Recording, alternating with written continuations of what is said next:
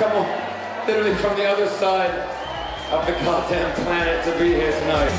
People walking all around with their faces on the ground. Sometimes it seems like fate worth living. Bills piling high by the door. Just when you think you can't take no more, you wanna lay down and just give it. I was born in North Carolina, but brought up in Virginia by Mr. and Mrs. Wesley Peyton. My father is a fundamentalist Pentecostal preacher. Close your eyes and come with me, let's sing a different song. We're moving on up to a higher place, where the people sing and dance under amazing grace. How many years, Dad, have you been in the ministry? I'm 61 years old, and I was called to preach at age 15. I was licensed at 18, ordained at 20, and was pastoring my first church when I was 19 years of age. Wow. Still preach, still travel, and have a son that sings like a wild man.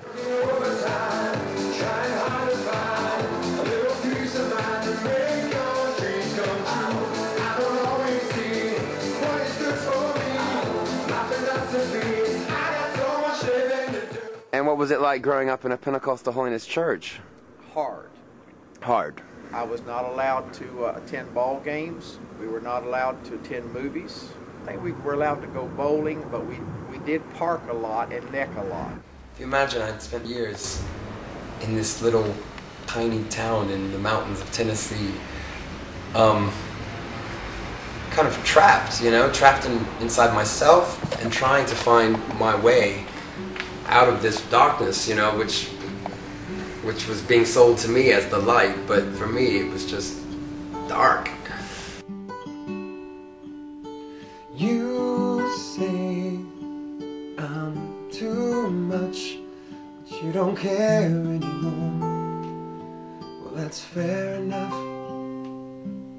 But I say, how do you measure love? To say you've had too much, to say you've had too much. Well, I missed out on a lot, I guess, and by the time I got to Europe, there was a gaping hole in my sort of music knowledge, which really I've been struggling to fill ever since. I often say house music is just gospel on steroids.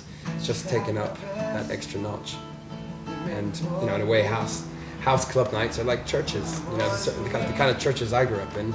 I was invited to do Queer Eye because of my company 2SH, which I co-own with my partner. It's an events and catering company. I initially thought I didn't really want to do it. Being a gay chef on TV was not exactly my life.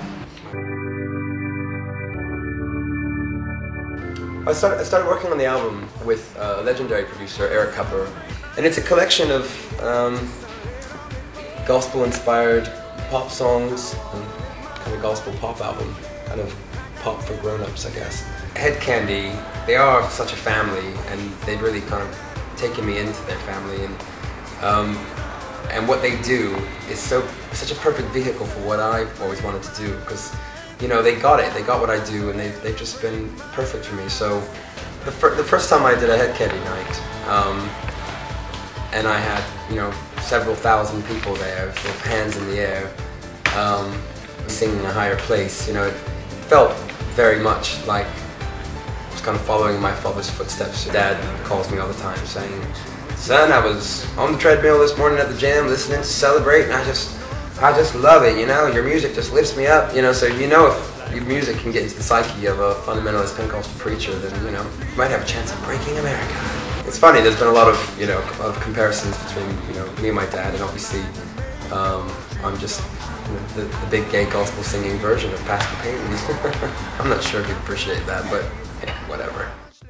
Yeah, I wanted you to be a football player, a basketball player, but one day, actually, on this very stretch of road, on the way home, we had come to Dublin to paint a rental property that I own here. On our way back to Washington, I said to you, Chris, I said, I've given you vacations, I've taken you to Disney World, I've bought you bicycles, I have dressed you nice.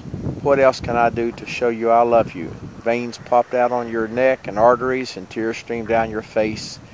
And you said, Daddy, you can love me like I am.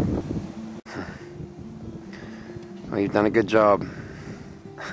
You may write me down in history with your bitter, twisted lies. You may trot me down in the very dirt, and still like the dust I'll rise.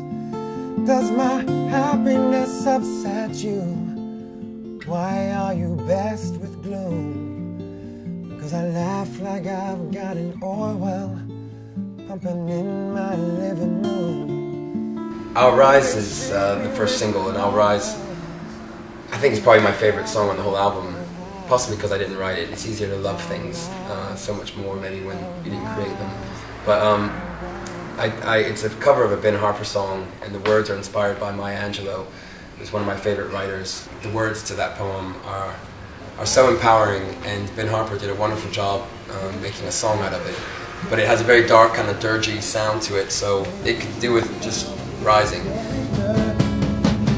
like the dust I'll rise. Does my happiness upset you? Why are you best with gloom? 'Cause I